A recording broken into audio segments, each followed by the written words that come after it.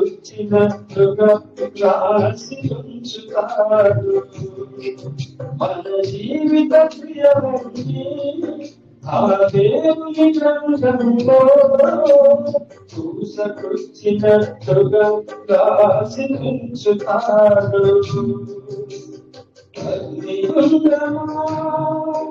ఆరాధన పురమా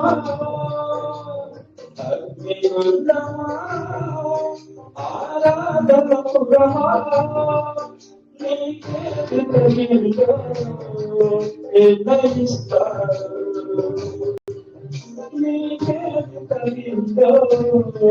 నిర్ణయిస్తాడు సమయం సమయం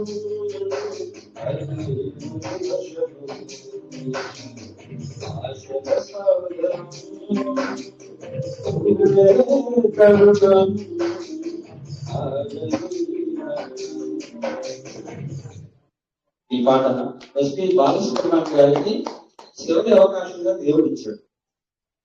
అంత పాటలు పాడి అన్ని పాటలు దేవుని గురించి పాడినటువంటి ఆ స్వరము ఈ రోజు పరిశుద్ధిని దగ్గర ఉన్నదో లేదో ఆయనే ప్రశ్నించుకోవాలి. ఎన్నో అవకాశాలు మనకు కూడా ఎన్నో అవకాశాలు ఇచ్చాడు. వాక్యం ద్వారా ఇచ్చాడు, పాటల ద్వారా ఇచ్చాడు, చిన్న చిన్న నాటకాల ద్వారా ఎన్నోసార్లు మనకు అవకాశాలు ఇస్తే వాటన్నిటిని కూడా వదిలేసుకుని సంతానానికి మనం సాదృశ్యంగా మిగులుతూ కోపాలు, ద్వేషాలు, పౌరుషాలు వీటన్నిటికి పోయి ప్రేమను పక్కన పెడుతున్నామేమో ఒకసారి అందరూ కూడా ఆలోచించాల్సింది కోరుచున్నాం.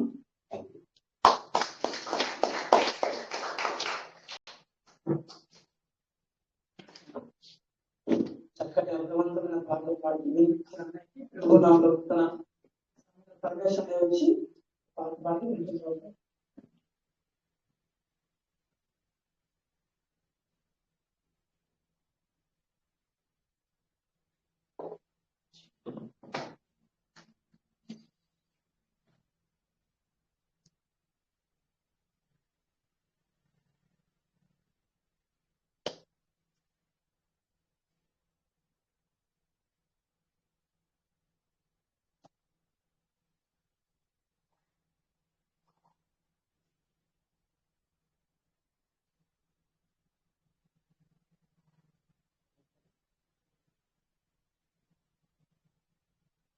అందరికీ కూడా తెలియజేస్తున్నాను. పాట పాడి దేవుని నామమున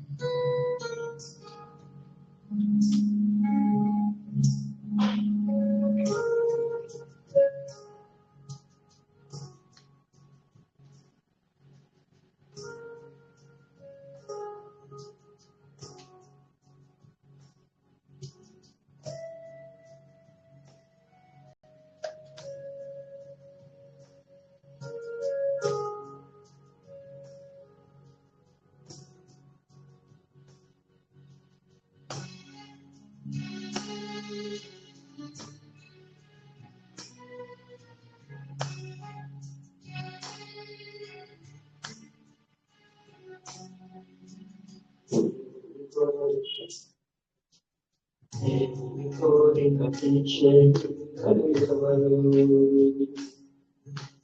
దేవుని కోరిక తీర్చే కలుగవరు,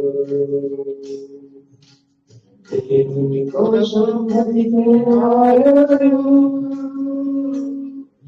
నీకిష్టమని, నీవే ఇష్టమని, నీకిష్టమని, నీవే ఇష్టమని, నీ కోసం ఎదురు చూసి ఆ తండ్రిని మరిచావా, అన్నిటినీ అనుభవిస్తే అన్యాయం చేశావా, మనుషుల్లో దేవుని ఇష్టం నెరవేరుతుందా, మనుషుల్లో దేవుని ఇష్టం నెరవేరుతుందా, మనుషుల్లో మనుషుల ఇష్టం నెరవేరుటలేదా, దేవుని కోరిక తీర్చే పిల్లలు ఎవరు,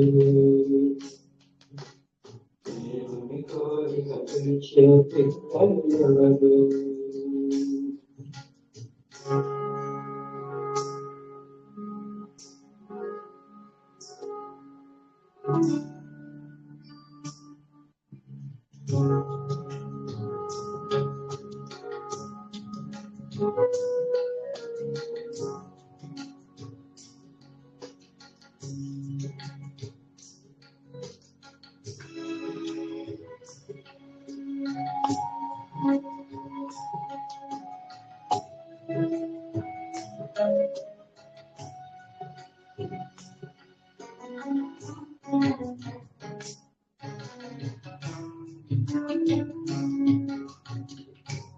చేసిన దేవునికి ఫలితం ఏముంది, కష్టించిన దేవునికి నష్టం ఏముంది, పని చేసిన దేవునికి ఫలితం ఏముంది, కష్టించిన దేవునికి నష్టం ఏముంది, దేవుని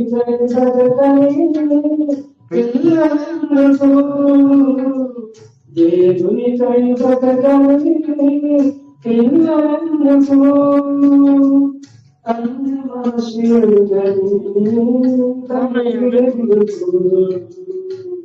అనయమెందుకు నీకిష్టమని, ఇష్టమని, నీకిష్టమని, నీవే ఇష్టమని, నీ కోసం ఎదురు చూసి ఆ తండ్రిని మరిచావా, అన్నిటినీ అనుగ్రహిస్తే అన్యాయం చేశావా, మనుషుల్లో దేవుని ఇష్టం నెరవేరుతుందా, మనుషుల్లో దేవుని ఇష్టం నెరవేరుతుందా, మనుషుల్లో మనుషుల ఇష్టం నెరవేరుటలేదా.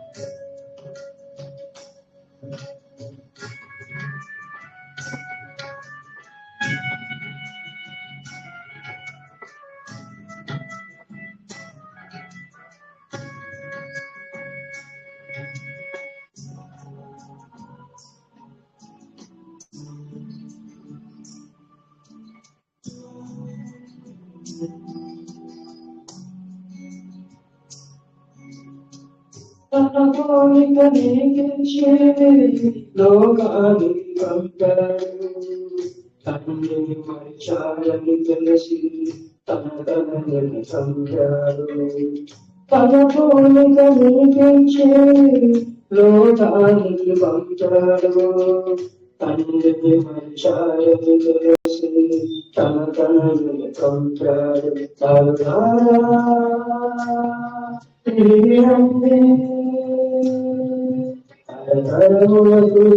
నివాస స్థలము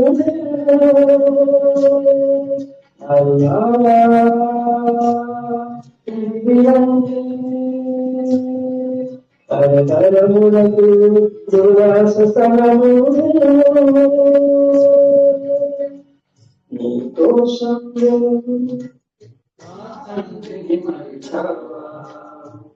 అన్నిటినీ అనుగ్రహిస్తే అన్యాయం చేశావా మనుషుల్లో దేవుని ఇష్టం నెరవేరుతున్నా మనుషుల్లో దేవుని ఇష్టం నెరవేరుతున్నా మనుషుల ఇష్టం నెరవేరుటలేదా దేవుని కోరిక తీర్చే పిల్లలు ఎవరు?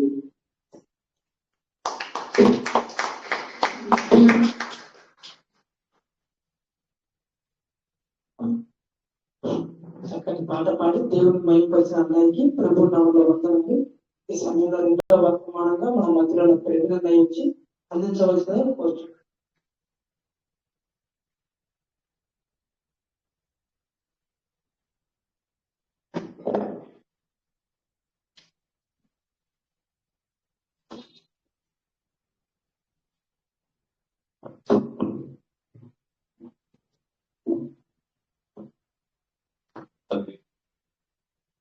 వచ్చిన సోదరు తీసుకున్నాం తెలియజేస్తున్నాండి.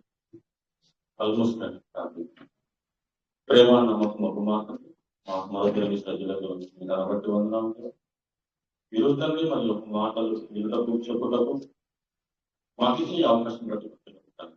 కానీ దేవత్మ చెప్తున్న నాకు సముచిత జ్ఞానాన్ని చెప్తుంది, బలాన్ని దయచేసి బలాన్ని వివేచాన్ని దయచేసి చెప్తున్న నేను వింటున్న సోదరు తండ్రి వీని విషయాలు కాకుండా వీని దాని ప్రకారం బ్రతుకుతంటే నీకోసము నమ్మకంగా కంటే నీకు మంచి విధంగా ఉంటుంది. సాయం చేయమని కోరుకుంటూ ఈ ప్రార్థన మీకు మాట్లాడాలి కూడి వచ్చిన సోదరు తీసుకోవాలని తెలియజేస్తున్నాడు. ఈరోజు ఏ విధంగా ఉంది, ఏ విధంగా ప్రార్థనలో ఆపుకోవడం నేను చెప్పడం జరుగుతుంది. కాబట్టి ఒక వర్షం చదువుకొని ఈరోజు పాఠంలోకి వెళ్దాం. మొదటి కొరింథీ పౌలు కొరింథీకి రాసిన మొదటి పత్రిక 1వ అధ్యాయం 29వ వచనం. పౌలు కొరింథీకి రాసిన మొదటి పత్రిక 1వ అధ్యాయం 29వ వచనం. ఏ శరీరము దేవుని ఎదుట అతిశయింపకున్నట్లు ఏ శరీరం దేవుని ఎదుట అతిశయింపకున్నట్లు జ్ఞానులను సిగ్గుపరచుటకు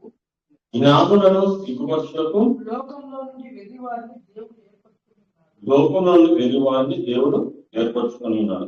కనిపించాడు. బలవంతులైన వారిని సిగ్గుపరచుటకు లోకంలో బలహీనులైన వారిని దేవుడు ఏర్పరచుకుని ఉన్నాడు. బలవంతులైన వారిని సిగ్గుపరచుటకు లోకం ఎవరు ఏర్పరచుకున్నాడా? బలహీనమైన వారిని. ఎన్నికైన వారిని వ్యర్థం చేయుటకు లోకంలో నీచులైన వారిని తృణీకరింపబడిన వారిని ఎన్నిక లేని వారిని దేవుడు ఏర్పరచుకుని ఉన్నాడు. ఈరోజు చెప్పాలంటున్న పాఠం ఏంటి? నీవు ఎన్నికైన వాడివా లేదా తృణీకరింపబడిన వాడివా? స్త్రీ అయితే పురుషులైతే వాడివా లేదా ఆమె ఎన్నికైన వారు లేదా తృణీకరింపబడిన వారు.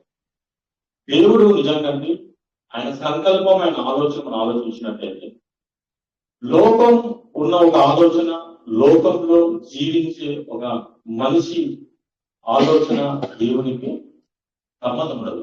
అందుకే ఒక మంచి మాట ఇప్పుడు చదువుకున్నంత యెషయా గ్రంథం 55వ అధ్యాయం 8వ వచనం. మనందరికీ తెలిసిన మాట. యెషయా గ్రంథం 55వ అధ్యాయం 8వ వచనం. దేవుడు చెబుతున్న ఒక మంచి మాట ఉందండి.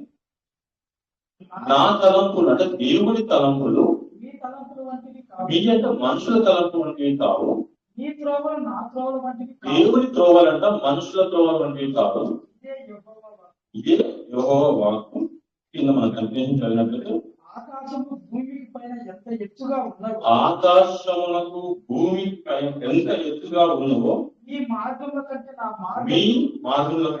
నా మార్గములు, మీ తలంపుల కంటే నా తలంపులు, మీ తలంపుల కంటే నా తలంపులు అంత ఎత్తుగా ఉన్నది. దేవుడి ఆలోచన అంత ఎత్తుగా ఉన్నట్టే మనిషి లోకం దృష్టిలో ఈరోజు మీకు ఈ పాఠాన్ని ఎంచుకోవడానికి ఏమని చాలా మంది లోకంలో మనందరికీ తెలిసింది ధన బలం ఉందని, అధికార బలం ఉందని, లేదా మీకు ఒక జన బలం ఉందని, లేదా మన దగ్గర ఇస్తారు సినిమా ఇండస్ట్రీ కావచ్చు, ఒక ఫిలిం ఇండస్ట్రీ, లేదా అలానే సెలబ్రిటీస్ ఎంతో మంది. వీళ్ళందరూ వాడుతున్న అధికారం బట్టి, జనం బట్టి, బలం బట్టి, ధనం బట్టి వాళ్ళు ఏమంటున్నారు? మేమే ఈ లోకంలో గొప్పవారు. అంతేనా కదా? లోకంలో మేమే గొప్పవారు, మేమే అందరికి తెలిసిన వారము అని లోకం ఆలోచన. దాని దేవుడు ఏమన్నాడు? ఇందాక మనం చదువుతున్నట్టు మొదటి 9 లోక దృష్టికి మనందరము తృణీకరణ కావచ్చు, ఏమి లేని వారు కావచ్చు, కానీ దేవుడు చెప్పిన ఒక మంచి మాట, ఏ శరీరయు దేవుని ఎదుట అతిశయింపకూడదు. దేవుడు ఎదుట అంటే ఒక మనిషి దేవుని కంటే ఎక్కువ అతిశయించాలనుకో, అతిశయింపకున్నట్లు దేవుడు ఒక మంచి ఆలోచన ఏం పెట్టాడంటే, నేను జ్ఞానులను ఫీల్ అయితే, లేదా నేను ఒక బలవంతుడు ఒక్కొక్క మాట నేర్చుకుంటే, నేను జ్ఞానిని లోకంలో మనకు నేర్చుకోడు. లోకం దృష్టికి దేవుడికి ఇక్కడ చెప్తున్న మాట కూడా లోకంలో ఆలోచించిన ఆలోచన ఏమని, ఒక శాస్త్రం నేను జ్ఞానవంతుని అని అనుకుంటే దేవుడు ఏమంటున్నాడే, జ్ఞానులను సిగ్గుపరచుటకు లోకంలో వేరే వారిని దేవుడు ఏర్పరచుకుంటాడు. ఒకసారి దేవుడు ఏర్పరచుకున్నాడుకో, అందరికీ తెలుసు కదండి, మన ఆత్మీయ అధికారులు కావచ్చు, మన దైవ ఎంతో మంది నటసన భావన కావచ్చు, ప్రార్థన కావచ్చు, వాళ్ళ దృష్టిలో వాళ్ళు జ్ఞానం అనుకుంటారు. కానీ బైబుల్లో దేవుడు చెప్పిన మాటని ప్రశ్న ఒక వేశారు అనుకుంటారు, చెప్పగలరా? వాళ్ళు మనిషి కోరించి వచ్చారా? నిజమేనా? శాస్త్రం చెప్పారు కదా, దేవుడు చెప్తారు జ్ఞానులను సిగ్గుపరచుటకు లోకంలో వెర్రి వారిని. అంటే వెర్రి వారంటే దేవుడి దృష్టికి వెర్రి వారు కాదు. లోకంలో మనం ఏం చదవలేదు, ఏం రాదు, వీళ్ళకి ఏం తెలుసు, వీళ్ళు ఏం చదువుతున్నారు, వెర్రి వారు, ఏమి తెలియని వారిని శాస్త్రంలో వీళ్ళకి మనం పంపుకునేవారు. దేవుడు ఏం చేశాడు? వెర్రి వారిని ఏర్పరచడం చేస్తున్నారు. అలాగే బలవంతుడైన వారు, నేనే బలవంతుడిని, నాకు బలము చాలా ఉంది, నా బలం చాలా మంది నాకు తెలుసు. రీసెంట్ గా మనందరికీ తెలిసిందే, ఒక సింగ్ హీరో అనుకోండి, చిన్న ఇష్యూ జరిగింది అనుకో, ఏమైంది? జస్ట్ మా ఫ్రెండ్ ఒక స్టేటస్ పెట్టారు, ఒక రోజులే అరెస్ట్, ఒక రోజే ఎంక్వైరీ చేయడం, ఒక రోజే బెయిల్ కావాలి. అంటే ఎగ్జాంపుల్ కోసం చెప్తుంది. ఆయన చెప్పే ఒక మాట కింద క్వశ్చన్ ఏంటంటే, ఎక్కడ తీర్పు లేట్ అవుతుంది, ఇమీడియట్ గా వస్తుంది, కానీ నీకు తెలియని విషయం ఏదో నువ్వు పేదవాడు. అర్థమైంది మాట? నేను చెప్తాను మనకి ధనబలం ఉందనుకోండి, ఒక అధికారం ఉందనుకోండి, లేదా ఒక సెలబ్రిటీ కావచ్చు, ఒక గొప్పవాడు కావచ్చు, లోకంలో అతనికి శిక్ష ఉండదు, అతనికి యాక్షన్ ఉండదు. అతనికి ఏం చేసినా ఇమీడియట్ గా ఏమొస్తుంది? వేలు రావడం, ఏదైనా అనుకునే అధికారం బట్టి చేయగలరు. అదే సామాన్యుడికి శిక్ష పడుతుంది అనుకోండి, చెప్పండి, మనందరికీ సత్యం బాబు ఆయన సామాన్యుడే, నాకు ఏం బలం లేదు, తప్పు చేయని ఆయనకి చాలా సంవత్సరాలు జైలు పెట్టారు, ఎందుకంటే ఆయనకి ఏం తప్పు లేదు. కానీ దేవుడు అతను చూపించాడు. ఈ మాట మీకు ఎందుకు చెప్తున్నానంటే, లోకంలో నీకు బలమున్నా, జ్ఞానమున్నా, ఎన్నికైన వాడు అనుకున్నా, దేవుడు ఏం చేసి తెలుసా? భగవంతులను సిగ్గుపరచు లోకంలో బలహీనులైన వారిని దేవుడు ఏర్పడుతున్నాడు. ఎన్నికైన వారిని పెద్దపరచుటకు లోకంలో నీతులైన వారిని, తొలీకరింపబడిన వారిని, ఎన్నిక లేని వారు దేవుడు ఏర్పడు. ఈరోజు చెప్పాల్సిన మీరు ఎన్నికైన వారా, తొలీకరింపబడిన ఏంటంటే, ఎన్నికైన వారంటే లోక దృష్టికి ఎన్నికైన వారు ఉంటారు, అంతేనా? తృణీకరింపబడిన వారంటే లోక దృష్టికి ఏముంటారు? తృణీకరింపబడిన వారు ఉంటారు, అంతేనా కాదు? అలాగే దేవుని దృష్టికి ఎన్నికైన వారు ఉంటారు, దేవుని దృష్టికి కూడా తృణీకరింపబడిన వారు ఉంటారు, అంతేనా? దేవుని బైబిల్ ఒక మంచి మాట, చాలా మనం ఒక్కొక్కరి గురించి మాట్లాడుతున్నాం. లోక దృష్టిలో వారు స్థితి ఎలా ఉంది, దేవుని దృష్టిలో వాళ్ళు ఎలా ఎదురు చేస్తున్నారు, ఒక్కొక్క ఆలోచన అనుకున్నట్టయితే లూకా సువార్త 16:15 లూకా సువార్త 16:15 ఆయన మీరు మనుషుల ఎదుట నీతి మంతులని అనిపించుకుని వారు, మనుషుల యొక్క నీతిమంతులు అనిపించుకున్న వారు, కానీ కానీ దేవుడు మీ హృదయమును ఎరుగును. దేవుడు ఏమవుతాడా? దేవుడు ఏమవుతాడంట? మీ హృదయమును ఎరుగును. హృదయం కంటే నేను చెప్తాను. మనుషులలో ఘనముగా ఎంచబడినది మనుషులలో ఘనముగా ఎంచబడినది దేవుని దృష్టికి అసహ్యము. దేవుని దృష్టికి అసహ్యము. అంటే దేవుని ఆలోచన ఎలా ఉందంటే, మనుషుల దృష్టికి వాళ్ళు ఘనముగా ఎంచినట్టు దేవుని దృష్టికి అసహ్యము అని దేవుడు అంటున్నాడు. మరి లోకంలో ఇంకా చదివినట్టు తృణీకరింపబడిన వారిని, నీచులైన వారిని, తృణీకబడిన వారిని, ఎన్నికైన వారిని దేవుడు ఎలా ఏర్పరచుకున్నాడు, వారిని బట్టి దేవుడు ఎలాంటి ఆలోచన ప్రణాళిక కలిగినాడు, వారిని బట్టి మనం ఈరోజు ఏం పాఠం నేర్చుకున్నాం. మనిషి ఒక్కొక్కరు మనం చాలా చూస్తారండి. మనందరికీ తెలుసు మోషే గురించి. మోషే ఎలాంటి స్టేట్మెంట్ మనం చూద్దాం. మనకి మొదటి వచనంలో ఉంటుంది, దేవుడు ఏర్పడుతున్నప్పుడు.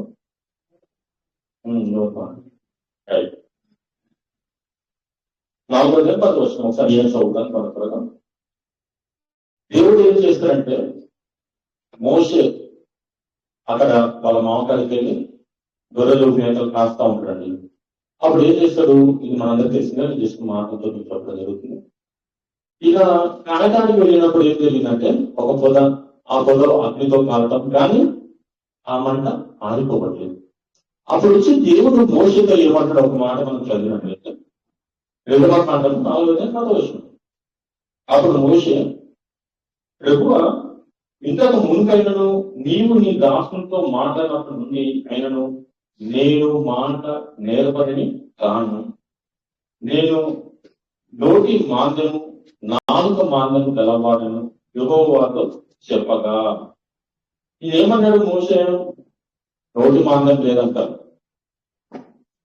ఇంకోటి ఏం లేదు, నాలుక మాంద్యం, నేను మాట్లాడలేను, నేను ఒక మామూలు పర్సన్ని, నన్ను మీరు పిలవలేంది, నన్ను మీరు ఎంపిక చేయటం ఏంటి అన్నప్పుడు దేవుడు మంచి మాట అంటే, మానవుకు నోర్చిన వాడు ఎవరు? మూగ వాడినే గాని, చెవిటి వాడినే గాని, దృష్టి గల వాడినే గాని, గుడ్డి వాడినే గాని పుట్టించిన వాడినే యెహోవానైనా నేనే కదా. కాబట్టి వెళ్ళుము, నేను నీ నోటికి తోడైయుండు, నీవు ఏమి పలకవలసినది నీకు బోధించిన అతనితో చెప్పాను. అందుకతడు, అయ్యా కృప, నువ్వు పంప తలంచిన వాడిని పంపుమనగా ఆయన మోషే మీద కోపపడి, లేవీయులకు నీ అన్నయ్య అయిన అహరోను లేదా అతడు బాగుగా మాట్లాడగలడని నేను ఇదిగో అతను ఎదుర్కొస్తున్నాడు. అంటే లోకంలో బానిస కదండి. ఐగుప్తు వెళ్ళినప్పుడు వీళ్ళందరూ బానిసలా గొప్పవారా? బానిస. బానిసైనా అప్పుడున్న ఫస్ట్ సివిలైజేషన్ నాగరికతలో గొప్పగా ఉన్న వాళ్ళు ఎవరంటే ఐగుప్తు నాగరికత. ఆ నాగరికతలో పెద్ద ఎవరు? ఎవరు అంటే మన భాషలో ఒక దేశానికి పెద్ద రాజు వంటి వాడు. అతను గొప్పవాడు. లోకం దృష్టికి మోషే కామన్ మ్యాన్ గొప్పవాడు. మీరు చెప్పండి, అర్థమైంది చెప్పింది. ఒక దేశానికి ఒక రాజు ఉన్నాడు, అతను గొప్పవాడు లోకం దృష్టికి. ఇతను మాట మాట్లాడలేడు, ఏమి చెప్పలేడు. ఒక దాసి లేదా ఒక బానిస నుంచి వచ్చినవాడు లోకం దృష్టికి ఎవరు గొప్ప? రాజనా కాదా? అంటే ఎన్నికైన వాడు లోకం దృష్టికి. ఇతను తృణీకరింపబడిన వాడు, బలహీనుడు, ఇంకా నోటి మాంద్యం లేదు. కానీ దేవుడు ఏం చేసింది తెలుసా?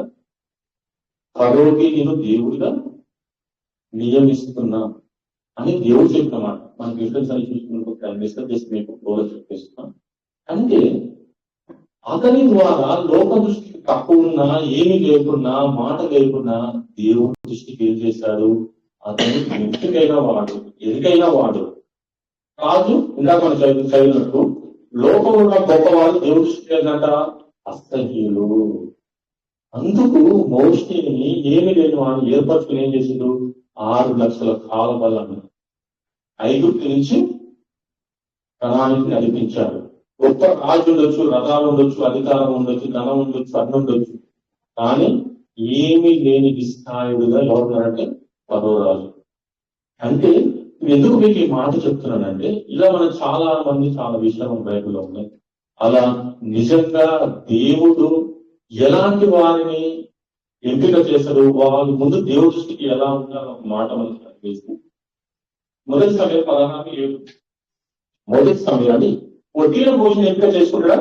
లోకంలో ఉన్నారండి చాలా మంది, ఏమి లేని వారు ఉన్నారు, డబ్బు లేని వారు ఉన్నారు, లోపల చెప్తున్నారు. అయినా వాళ్ళందరినీ దేవుడు ఏర్పరచుకోడు. దేవుడు ఎవరిని ఏర్పరచుకున్నాడు అని చూసినట్లయితే మొదటి సమయం 16:7 అయితే యెహోవా సమూయేలుతో ఇలాగ సెలవిచ్చెను. యెహోవా సమూయేలుతో ఇలాగ సెలవిచ్చెను, అతని రూపము అతని ఎత్తును లక్ష్య పెట్టకము. మనుషులు లక్ష్య పెట్టువారు లక్ష్య పెట్టు వాటిని యెహోవా లక్ష్య పెట్టడు. యెహోవా ఏం లక్ష్య పెడతాడు మనం చూసినట్లయితే ఆయన హృదయమును యెహోవా హృదయమును లక్ష్య పెట్టును. ఆ హృదయం అనేది ఎలా ఉండాలి ద్వితీయోపదేశకాండం 4:9 మనం చూస్తాం. అంటే దేవుడి దృష్టికి నీ హృదయం అనేది బాగుంటే, లేదా నీ హృదయం అనేది ఎలా ఉండాలి అని మనం బైబిల్ చూడాలి. ద్వితీయోపదేశకాండం 4:9. అయితే నువ్వు జాగ్రత్త పడము, కనులారా దేవుడు చెప్పిన మాట ప్రకారం నీ బ్రతుకు, నీ జీవితం, నీ ఆలోచన, నీ చూపు దేవుడు చెప్పిన ప్రకారం ఉన్నప్పుడు, బ్రతికినప్పుడు అది నీ జీవిత కాలం అంతయు నీ హృదయంలో తొలగిపోకుండాన్నట్లు నీ మనసును బహు జాగ్రత్తగా కాపాడుకొనుము. నీ కుమారులకు కుమారుని అంటే దేవుడు చెప్పిన మాట ప్రకారం, దేవుడు ఇక్కడ చెప్పిన ఏది కొరింథీ రాసిన మొదటి పత్రిక 29వ చెప్పిన మాట అందరికి వర్తించదండి. ఇక్కడ ఎందుకు పౌలు ఆ కొరింథీ పత్రిక రాయడం జరిగిందంటే, అక్కడున్న ఆ కొరింథీలో ఉన్న సంఘం ఒక స్టేటస్ కానీ వాళ్ళ స్థితి ఎంతో ఉంటది. అందులో ఈ క్రైస్తవులు మారిన కొరింథీలో ఉన్న క్రైస్తవులు చాలా వాళ్ళ దృష్టికి చిన్న తక్కువ. అలాంటి వారిని ఎంకరేజ్ చేయడానికి దేవుడు పౌలు గారు పత్రిక రాయడం జరుగుతుంది. అలానే మీకు నేను చెప్పేది ఏంటంటే, ఇది అందరికి వర్తించదు. ఎవరు నిజంగా దేవుని కోసం, దేవుని చిత్తాన్ని నెరవేర్చి, దేవుని సంకల్పాన్ని ప్రకారం బ్రతికిన వారే దేవుడు మనల్ని ఎంపిక చేస్తాడ. మనం లోక దృష్టి నీచులైనా కానీ, తొలగిపడిన వారిని ఎరకైన వారు కాకపోయినా దేవుడు మనం ఆయన దృష్టికి బాగున్నప్పుడు, మన హృదయం బాగున్నప్పుడు, ఆయన చెప్పిన మాటలు మనం బతుకున్నప్పుడు మన ద్వారా దేవుడు ఏం చేస్తాడ, ఆయన ఎరికైన వారిని సిగ్గుపరుస్తానికి బలహీనైన మన అందం లోక దృష్టి బలహీనైన మనల్ని దేవుడు ఏర్పరుస్తాడు. ఇక్కడ కూడా మోషే లోక దృష్టి తక్కువ, కానీ ఆయన సాత్వికుడు. ఈయన మనసు మనం చూసి మనం ఎదురు పడుకుని మనం తెలిసిన యెహోవా నా ఇల్లంతటిలో నమ్మకమైన వాడు.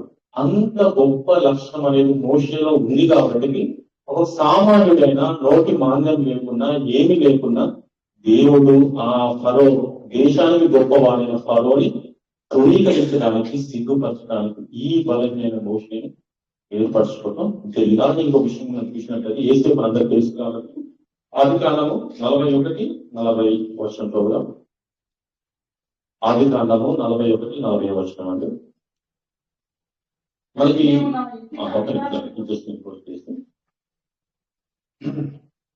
మనందరూ తెలుసండి. ఇక్కడ యేసేపుని ఏం చేస్తారు అంటే ముందు ఆయన గురించి మనం వెళ్దామని.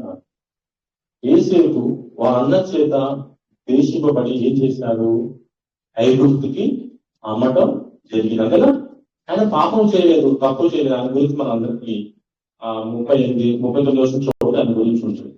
వారు ఎవరు, అతని భార్య అతను వచ్చినప్పుడు ఏం చేస్తారు, ఒక మంచి మాట. అది నాకు ఇప్పటికీ యేసేపు చదువుతాం, ఆ మాటలు చదువుతాం, మీకు చదవాల్సిన అవసరం లేదు.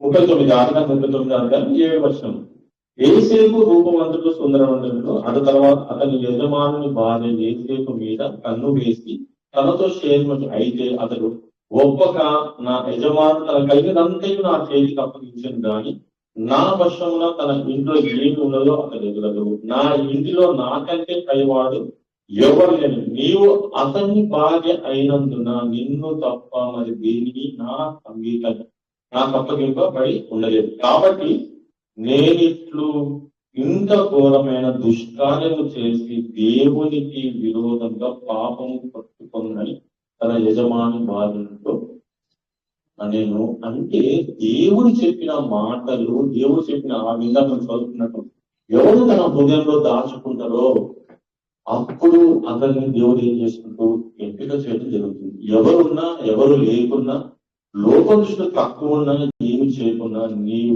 నేను దేవుడి దృష్టికి మంచిగా ఆయన హృదయానికి మనం అద్దుకొని ఉన్నాం అనుకో, ఆయన మాట మనం బ్రతికినప్పుడు దేవుడు నిన్ను నన్ను ఏంటి మన లోక దృష్టి మళ్ళీ ఈ మాట ఎందుకు ఈ పాఠం వెళ్ళదీయడం చెప్పిన చట్టం గురించి ఏంటంటే, ఇక్కడ ఉన్న మీరందరూ చదువు ఉన్నా చదువు లేకున్నా, అధికారం ఆస్తి అంతస్తు ఏది లేకున్నా మీరు దేవుని మాట నమ్మి భూమికి నమ్మి విశ్వసించి ఉన్నవారు. కాబట్టి మీ ద్వారా దేవుడు మహిమ తీసుకొచ్చుకోవాలని దేవుడు మనల్ని ఏర్పరచుకోవటం జరిగింది. మనిషి భూమి మీద పుట్టాడు అని అనుకుంటే ఖచ్చితంగా అతని ద్వారా నువ్వు ఏ స్థాయిలో ఉండొచ్చు, మీరు స్త్రీ కావచ్చు, పురుషుడు కావచ్చు, పెద్ద చిన్న ఆడపిల్లి, డబ్బు ఉన్నా లేకున్నా, ఏమి ఉన్నా లేకున్నా, నువ్వు భూమి మీదకి వచ్చినావంటే నిన్ను దేవుడు ఆకర్షించుకున్నాడంటే నీ ద్వారా దేవుడు తన మహిమ తెచ్చుకోవటానికి మనల్ని ఇది మీరు తెలుసుకోవాలి. నేనేం చెప్పలేను, నేనేం చేయలేను, నాకు మాట రాదు, నాకు ఏం చెప్పలేను వాక్యం అని మీరు ఎప్పుడు అనుకోవద్దు. ఎందుకు ఎంతకు మాట చెప్పమంటే వాక్యం ఇతను ఎవరి పని? మన పని, అంతేనా కాదండి? దాన్ని అభివృద్ధి చేసేది ఎవరు? వాళ్ళని ఫలింప చేసేది ఎవరు? వాళ్ళని దేవుడు నడిపించేది ఎవరు? దేవుడు. అంటే మనం చేయాల్సింది ఏం పని? మీరు ఎవరైనా, మీ బంధువుల చుట్టాల ఎవరైనా, మీరు ఎంతమందికి వాక్యం చెప్పగలరో వారికి మీరు వాక్యం చెప్పాల్సిన బాధ్యత మనకుంది. మనం నిజంగా అలా బ్రతికినప్పుడు, వాక్యం వినిపించినప్పుడు మీ ద్వారా దేవుడు ఏం చేశాడు? తన మహిమ తెచ్చు. ఇప్పుడు మనం వస్తుంది ఏసేపు గురించి మీకు చెప్పండి, అమ్మడం జరిగింది. అట్లా ఏసేపు తన హృదయంలో దేవుని వాక్యం ఉంది కాబట్టి పాపము చేయలేదు కాబట్టి, అందుకోసం ఏసేపుని ఏం చేశారో మనం చూసినట్లయితే 44 పుస్తకాలు నువ్వు నా ఇంటికి అధికారమై ఉండవలెను. ఎవరు చెప్తున్నారు ఈ మాట? మనం అంతా చూసినట్లయితే కరువు. అక్కడ మీకు తెలిస్తే కరువు వస్తుంది, కరువు నుంచి ఏసేపు కాపాడతారు. అందుకోసం కరువు ఏసేపుతో చెప్తున్న మాటలు, నువ్వు నా ఇంటికి అధికారమై ఉండవలెను, నీవు నా ఇంటికి అధికారమై ఉండవలను, నా ప్రజలందరూ నీకు విధేయులై ఉండు, సింహాసన విషయంలో మాత్రమే నేను నీకంటే పైవాడిని యేసుకు చెప్పాను. మరియు ఫరో కుడుము ఐగుప్తు దేశమంతటి మీద ఐగుప్తు దేశమంతటి మీద ఫస్ట్ ఎవరంటే ఫరో అనుకుంటే, ఫరో తర్వాత నెక్స్ట్ ఎవరంటే యేసేపు దాసుడని ఆయన కూడా అమ్మబడిన వాడు, ఏమి చెరసాలు వేయబడిన వాడు. అంటే ఫరో దృష్టి అప్పుడు ఇజ్రాయెల్ కానీ యూదులు అయితే ఇజ్రాయెల్ ఐగుప్తు కాక వేరే వాళ్ళు చులకనగా చూసేవారు. అలాంటి యేసేపుని దేవుడు ఏం చేశారంటే, నీవు నా ఇంటి అధికారులను నెక్స్ట్ 3 రంగుల చూడను మరియు ఫరో చూడను ఐగుప్తు దేశమంతటి మీద నిన్ను నియమించి ఉన్నాను యేసేపు. మరియు ఫరో తన చేతులున్న ఉంగరమును తీసి యేసేపు చేతిని పెట్టి సన్నపు నారబట్టలు అతను తొలగించి అతని మెడకు బంగారు గొలుసు వేసి తన 2వ రథం మీద అతన్ని వెక్కించను. అప్పుడు వందనము చేయడని అతని ముందర జనులు కేకలు వేసి అట్లు ఐగుప్తు దేశమంతటి మీద అతన్ని నియమించే ఒక మంచి. మరియు ఫరో యేసేపుతో, ఫరోను నేను అయినను నీ సెలవ లేక ఐగుప్తు దేశమంతటను ఏ మనుషుడు తన చేతినైనను కాళ్ళనైనను ఎత్తకూడదని చెప్పాను. ఎంత గొప్ప అధికారాన్ని దేవుడు ఇచ్చాడు. ఇది దేవుడు మనకి చెబుతున్న మాట. పాత నిబంధన మొత్తం మనకి ఎందుకు రాయాలని మీకు ఆశలు చెప్పాను. యుగాంతమున్న మనకి బుద్ధి కలిగించడానికి దేవుడు రాయాల్సింది. నిజంగా దేవుడి కోసం బ్రతికిన వాళ్ళు దేవుడు ఎలా ఉంటాడు, ఎలా చూసారు, ఎలా జీవిస్తుందంటే అలా మనకి పాతలో ఎంతో మంది భక్తుల జీవితాలు రాయించడం జరిగింది. అలాగే ఇంకో విషయం మనం చూసినట్లయితే న్యాయపత్రులు 11:32 11 1 చరిత్ర 1 చూద్దాం. న్యాయాధిపతులను 11 అధ్యాయం ఫస్ట్ 1-2 వచనాలు చదివి మనం నెక్స్ట్ 32 వెళ్తాం.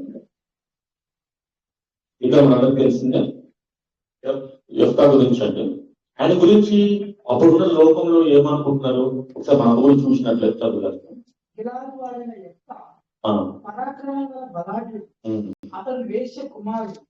కొంచెం అతను ఎవరి కుమారుడు అంట? వేశ్య కుమారుడు. దాని గురించి అక్కడ ఏమని రాస్తాం మనం చూసినట్లయితే, గిలాదు యెఫ్తాను కనెను.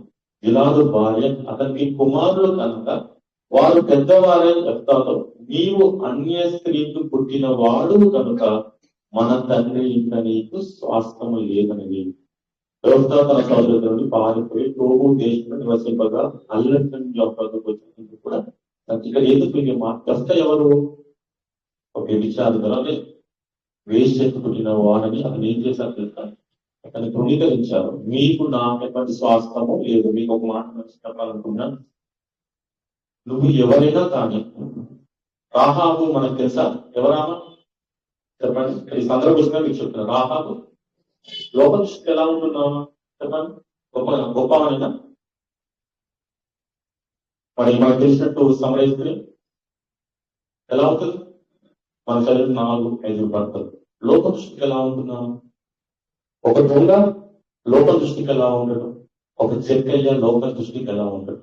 వాళ్ళందరూ లోక దృష్టికి తృణీకరింపబడిన దేవుని అసహించుకున్న లోకం వారి హృదయం వారు మారు మనసు పొందారు. కాబట్టి ఎవరు? రాహాబు ఏం చేసిందన్న వైష్ణవ ఎప్పుడు దేవుడు వాళ్ళు చేర్చుకున్నందుకు దేవుడు ఆమె విశ్వసించింది. కాబట్టి దేవుడు ఏం చేశాడు? లోక దృష్టికి ఆమె హృదయము దేవుడు విశ్వసించింది. కాబట్టి దేవుడు అతను అందరి వాళ్ళలో ఓన్లీ వాళ్ళ కుటుంబాన్ని మాత్రమే విశ్వాస జాబితాలో జరుగుతుంది. అలానే మన సమయ స్త్రీ కూడా మీకు ఆమె కూడా యేసుక్రీస్తు ఆమెకు వాక్యం చెప్పడం విశ్వసించింది. కాబట్టి దేవుడు ఆమెని చేర్చుకున్నాడు. అలానే ఒక సులభ దొంగ ఆయన తప్పు చేశాడు. లోకం దృష్టిలో ఆయనకు పాపి, జక్కయ్య కూడా ఆయనకు పాపి అంటే పనులు తీసుకుంటారు కాబట్టి. కానీ నీ హృదయం నిజంగా బాగుంటే నువ్వు ఎలాంటి వారివైనా, ఎంత చెడ్డవారివైనా, ఎంత పాపాత్ముడైనా, ఇలాంటి నీలో తప్పులు చేసినా ఒక్కసారి నువ్వు యేసు దగ్గరకు వచ్చి, తండ్రి నా పాపాలు క్షమించు, ఇప్పటి నుంచి నా పాత జీవితాన్ని విడిచి నీ ఎందుకు భయభక్తులు కలిగి మనం జీవిస్తున్నాం అందరం కూడా ఒకప్పుడు అంతే కదండి అన్నప్పుడు దేవుడు చేర్చుకుంటాడు. దేవుడు ఒక్కసారిగా నిన్నే తన పనికి వాడుకుంటుంది. మన సౌలు కూడా తెలుసు మీకు, ఎందుకంటే అది ముందుకు వెళ్తుంది. సౌలు కూడా ఒకప్పుడు ఇజ్రాయెల్ యూదుల పక్షాన ఉంది. ఇజ్రాయెల్ అని క్రైస్తవులు చాలా హింసించిన వాడు.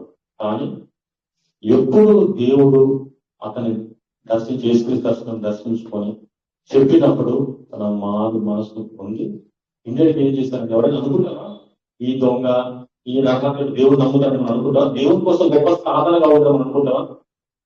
ఎవరు అనుకో. కానీ దేవుడు ఒకసారి ఏర్పాటు చేశాడనుకో, దేవుడు నీవు నచ్చినప్పుడు దేవుడు నీ ద్వారా తన సంకల్పం నెరవేర్చాలనుకున్నప్పుడు ఖచ్చితంగా నువ్వు ఎలాంటి ద్వారైనా ఎలాంటి వాడివైనా నీవు ఎప్పుడు మానవంతు నిజంగా దేవుడి కోసం బ్రతకాలి, నేను జీవించాలి, నేను దేవుడి కోసం ఇక్కడి నుంచి నాకు ఇచ్చిన శరీరాన్ని, అవయవాన్ని, రక్తాన్ని నిన్ను నా సోదరుని ప్రేమించడానికి నా రక్తం ఎంత దూరమైన పోయినా నేను దేవుడి కోసం గొప్ప సాధన కావాలని అనుకున్నప్పుడు ఖచ్చితంగా మనల్ని దేవుడు ఏర్పరచుకుని ఉంటాడు. కాబట్టి ఇవన్నీ మీకు ఎందుకు చెప్తున్నాను అంటే, ఒకప్పుడు క్రైస్తవులైన ఇంకా మీకు చాలా జస్ట్ మీకు క్లోజ్ చేసుకోనండి. అందరూ క్రైస్తవులైనా అంతేనా కదా? ఒకప్పుడు క్రైస్తవులైన మన జీవితం ఎలా ఉంది? ఎందుకంటే అందరూ కూడా చెప్పుకున్న ముందు మన గురించి మనం తెలుసుకోవాలి కదండి. ఎంతో మంది లోకంలో అట్లున్న దేవుడు ఏర్పరచుకోవడం జరిగింది. ఇంకా సందర్భం చదివినా కానీ మనం క్లోజ్ చేస్తాం. ఇంకా నేను చెప్పించాలి.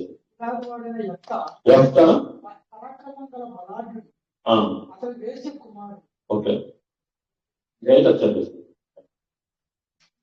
32 చదివేద్దాం.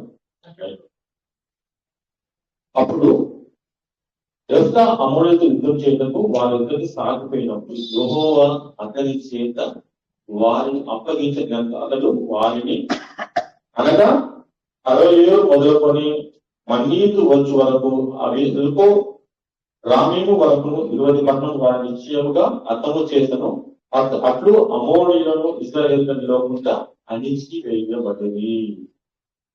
అంటే వారు తృణీకరించిన దేవుడు ఇశ్రాయేలు రక్షణ కలిగించాలి యెఫ్తా ద్వారా అనుకున్నప్పుడు దేవుడు అతన్ని ఎందుకు చేశాడు, అతనికి రక్షణ ఇజ్రాయేలు దయచేశాడు. ఓకే, అయితే మన క్రైస్తవుల గురించి ఆ మాటలు ముగిసి నేను ముగిస్తాను. గలతీ పత్రిక 4వ అధ్యాయం గలతీ పత్రిక 4వ అధ్యాయం 8వ వచనం. ఒకప్పుడు దేవుడు నమ్మనప్పుడు మన స్థితి ఎలా ఉంది, ఒకప్పుడు దేవుని తెలుసుకున్నప్పుడు మనం బ్రతుకు ఎలా ఉంది, ఒకప్పుడు దేవుని దగ్గరికి రానప్పుడు మన జీవిత విధానం అనేది ఎలా ఉంది అనేది ఇక్కడ పౌలు మంచిగా రాయడం జరుగుతుంది. ఈ మాటలు ఏమో ఆ కాలం అందన దేవుడు గలతీ పత్రిక రాసినప్పుడు ఆ కాలంలో నేను అని మనం పెట్టుకొని చదివినప్పుడు చాలా బాగుంటుంది. కాబట్టి క్వశ్చన్ చదువుతాను. ఆ కాలం అయితే నేను దేవుని ఎరుగని వాడని నిజమునకు దేవుడు కాని వారికి దాసులై ఉంటుంది గాని కదా చదువు. నిజమునకు దేవుడు కాని వారికి దాసులై ఉంటుంది కానీ ఇప్పుడు మనము దేవుని ఎరిగిన వారమును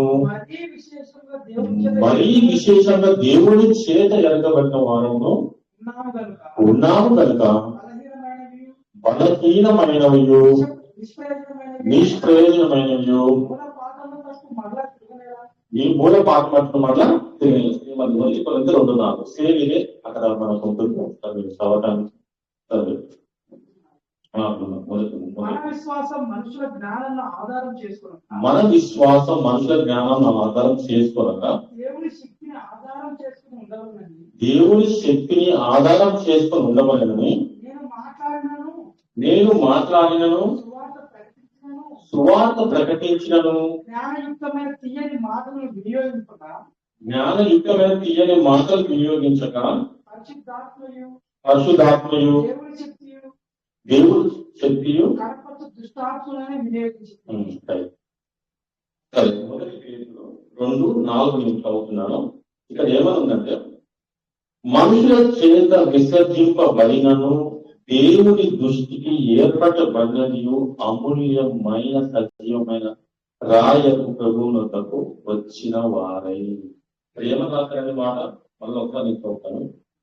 మనుషుల చేత విసర్జింపబడినను దేవుని దృష్టికి ఏర్పరచబడి ఉన్న మనము లోక దృష్టికి క్రైస్తవుడైన నీవైనా నేనైనా విసర్జింపబడిన వారికి ఉన్న దేవుని దృష్టికి ఎరుకైన వారిని లేదా ఏర్పరచబడిన వారంగా మనం దేవుడు ఏర్పరచుకుంటూ మరి దేవుడు మనం ఏర్పరచుకున్నప్పుడు మనం మన ద్వారా దేవుడు ఏం చేయాలనుకుంటాడు? ఇందాక మనం చదివినట్టు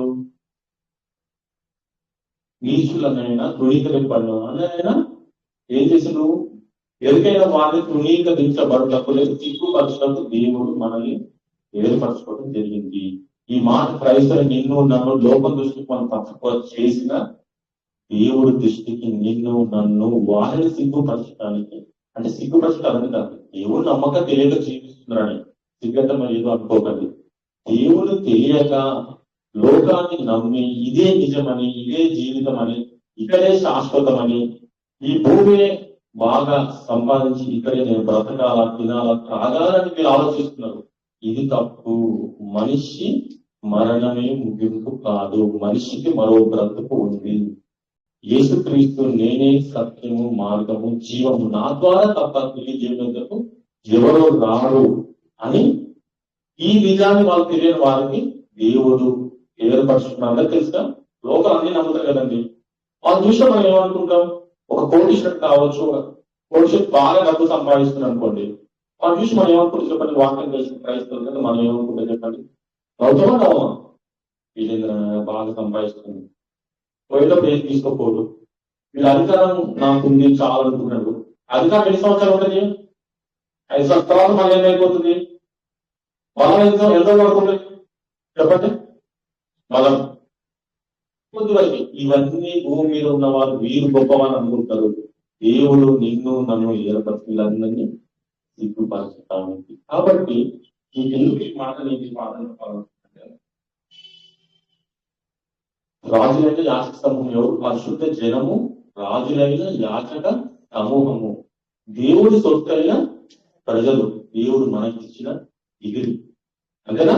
లోక దృష్టి మనకి ఎలా ఉంటుంది చెప్పాల్సిన అవసరం అందరికీ తెలుసు కాబట్టి చెప్తున్నాను. లోక దృష్టికి ఒక క్రైస్తవుడు అంటే చాలా చులకన, తక్కువ, అయితే దేవుడు నమ్ముకున్నదో. కానీ దేవుడు జన దేవుడు నమ్మిన వారు, దేవుడు చెప్తున్న మాట, క్రైస్తవులైన వారు పాపముల చేత అపరాధ చచ్చిన వారే మనం ఉండగా క్రీస్తు బ్రతికించి మనకు దేవుడు చెప్తున్న మాట ఏంటంటే రాజులైన యాజక సమూహము, పరిశుద్ధ జనము, దేవుని సొత్తైన ప్రజలు. మరి దేవుని సొత్తైన ప్రజల్లో మనం ఉన్నప్పుడు మన ద్వారా దేవునికి మహిమ తీసుకురావాలని మీ అందరినీ ప్రేమపూర్వకంగా కోరుకుంటున్నాను. మనం ఎప్పుడైనా చూడండి, అందరికి చెప్పేది ఏంటంటే ఇందాక మనం చదువుకున్నట్టు లోకాన్ని ఎప్పుడైనా మనం దేవుని వాక్యానికి తీసుకొని అప్లై చేసుకోవాలి. ఎప్పుడు నువ్వు దేవుని వాక్యానికి లోకానికి కంపేర్ చేశాను, లోక దృష్టిలో గొప్పవారు అనుకోండి, నేను అలా గొప్పవారు అనుకున్నాను అనుకోండి. కాదు, లోకంలో ఇలా బ్రతుకుతున్నారు, నేను అలా బ్రతకాలనుకుంటే చాలా మంది మనకి న్యూ ఇయర్ మన అందరూ తెలిసి నెక్స్ట్ ఒక 3 days ఏమో 2 days తర్వాత హ్యాపీ న్యూ ఇయర్. మనకి ఏమాత్రమైంది, ఈరోజు ఫుడ్ తినాలా, తాగాలి, ఎంజాయ్ చేయాలి. కానీ మనం దేవుడు మనకు ఆయుష్కాలం ఇచ్చిండు, తన కృప ద్వారా దయ ద్వారా మనొక సంవత్సరం దయచేసి మనకు దేవునికి కృతజ్ఞత. మనం వాళ్ళ చూసి ఏమనుకుంటాం చెప్పండి? అంటే వాళ్ళు వెర్రివారు, మనము జ్ఞానవంతం. మీకు చివరికి ఆ మాటకి ముగిస్తాను. ఇప్పుడు మీకు చెప్పిన పాఠాలు మీకు క్లారిటీగా చెప్పేసి క్లోజ్ చేస్తాను. మొదటి కొరింథీ 1:29 మనం ఒకసారి చదువుకొని అందులో మాట్లాడుకుంటామని. ఏ శరీరము దేవుని ఆశింపకున్నట్టు జ్ఞానులను సిగ్గుపరచుటకు లోకమందు వెర్రి వారైన ప్రతి ఒక్కరిని దేవుడు నిన్ను నన్ను ఏర్పరచుకోవడం జరిగిందండి. బలవంతులైన వారిని సిగ్గుపరచుటకు లోకంలో బలహీనులైన వారిని, ఇక్కడ మీకు చెప్తున్నాను, వెర్రి వారిగా మనం, అంటే దేవుడు దృష్టి మనుషుల దృష్టికి చెప్తున్నాడు, మీ మనుషుల దృష్టికి వెర్రి వారిగా మన దేవుడు ఏర్పరచుకున్నాడు. బలహీనులైన వారిగా దేవుడు మనం ఏర్పరచుకోవడం జరిగింది. నీచులైన వారిగా, తృణీకరింపబడిన వారిగా, ఎన్నిక లేని వారిగా, లోకం దృష్టిన వారిని దేవుడు నిన్ను నన్ను ఏర్పరచుకోవడం జరిగింది. అయితే మన ద్వారా క్రీస్తుని మీరు మహిమ తీసుకొచ్చి లోకానికి దేవునికి మీరు మీ ద్వారా మనకి జన్మనిచ్చి రక్షణ తీసుకొచ్చి కాపాడి భూమి ఇంకా సజీవులలో ఉంచి ఒకనాడు ఒక యేసుక్రీస్తు ఎలా ఎన్నో ఆత్మ ఒకనాడు శిష్యులు, ఒకనాడు పౌలు, ఒకసారి ఆదిమ సంఘం, ఎంతో మంది, ఈవెన్ దావీదు తన తరం వారికి సేవ చేసి నిద్రించి, మనము మన తరం వారికి సేవ చేసి మన ద్వారా దేవునికి మహిమ ఘనత వాళ్ళు తీసుకురావాలని కోరుకుంటూ, మీరు ఎప్పుడైనా లోక దృష్టిలో ఉన్నట్టు మనం అనుకోవద్దని నేను కోరుకుంటూ, మీరు భూమి మీదకి వచ్చారంటే దేవుడు మీరు ఎలాంటి వారైనా కానీ మీ ద్వారా దేవుని పని ఉంది కాబట్టి, దేవుని మహిమ తెచ్చుకోవాలి కాబట్టి దేవుడు మనల్ని నేను నన్ను ఏర్పరచుకోవడం జరిగింది. దాన్ని బట్టి దేవుడు మహిమ తీసుకుంటున్న మీరు బ్రతకాలని కోరుకుంటూ ఈ నా మాటను ముగిస్తున్నాను. బట్టి మాట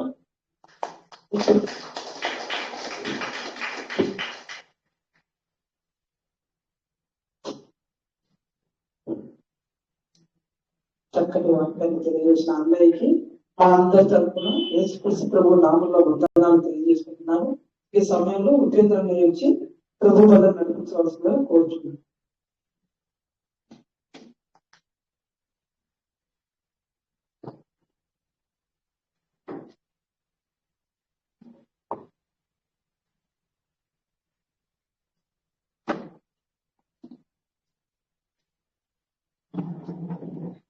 అందరికీ వందనాలండి. కొరింథీయులకు రాసిన మొదటి పత్రిక 11వ అధ్యాయము 23వ వచనంలో, నేను మీకు అప్పగించిన దానిని ప్రభువు వలన పొందుతుంది. ప్రభు అయిన యేసు తాను అప్పగించబడిన రాత్రి ఒక రొట్టెని ఎత్తుకొని కృతజ్ఞతాస్తుతులు చెల్లించి దానిని విరిచి, ఇది మీ కొరకైన ఆ శరీరము, నన్ను జ్ఞాపకము చేసుకున్నట్టకై నేను చేయడని చెప్పాను. మరి యేసుక్రీస్తు ప్రభువు మరి ఈ భూమి మీద మరి జీవించినంత కాలము కూడా దేవుని పనిలో కొనసాగుతూ, అలాగే ఆ శరీర నిమిత్తము కూడా కృతజ్ఞతాస్తుతులు చెల్లిస్తున్నారు. అంటే ఈ యొక్క ఎటువంటి ఈ లోకంలో ఉన్నటువంటి పరిస్థితుల్లో యేసుక్రీస్తు అన్నిటిని మరి చూసుకుంటూ ముందుకెళ్తూ ఎన్నో బాధలను అనుభవించి కూడా దేవునికి కృతజ్ఞతాస్తుతులు అనేది చెల్లిస్తున్నట్టుగా మనం గమనిస్తున్నాం. మరి మన మధ్యలో ఉన్నటువంటి విజయ్ బ్రదర్ అలాగే సతీష్ బ్రదర్ కావాల్సిందిగా కోరుతున్నాం.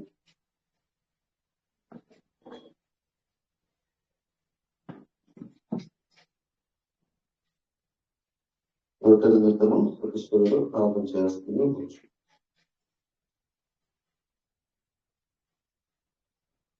అందరికీ తీసుకున్నాము వందనాలు చేస్తున్నాం. అనుకుంటున్నట్టు పరిశుద్ధుల